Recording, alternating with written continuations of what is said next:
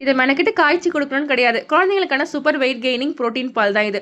1 spoon இந்த mix சேர்த்துட்டு, கொஞ்சமா நாட்டு சர்க்கரை, பால் சேர்த்து நல்லா சூடா மிக்ஸ் பண்ணிட்டு, அவசரமா ஸ்கூல் கிளம்பும்போதோ சரி, இல்ல ஈவினிங் டியூஷன் போகும்போதோ, ஒரு நாளைக்கு ஒரு தடவ மட்டும் குடுத்து பாருங்க. வெயிட் கெய்னிங் ஆற டிஃபரன்ஸ நீங்களே பார்த்துட்டு வருவீங்க. செய்யலாமா? ஒரு சின்ன கப்ல 1/2 கப் அளவுக்கு பாதாம் எடுத்திருக்கேன். நல்லா ஃப்ரை பண்ணி இந்த அளவுக்கு ஆனதும் எடுத்து வச்சுக்கோங்க. அதே கப்ல பிஸ்தாவும் சேர்த்து நல்லா ஃப்ரை ஆனதும் தனியா எடுத்து வச்சுக்கலாம். வால்நட்ஸ் ஒரு 8லருந்து 9 போல கொஞ்சம் கம்மியாவே சேர்த்துக்கோங்க. ஏன்னா மிக்ஸில அரைக்கும்போது கொஞ்சம் எண்ணெய் வடிஞ்சு அது வந்து பிசுபிசுப்பு தன்மை ஏற்படும். ஸோ வால்நட்ஸ் கம்மியா சேர்த்துக்கோங்க.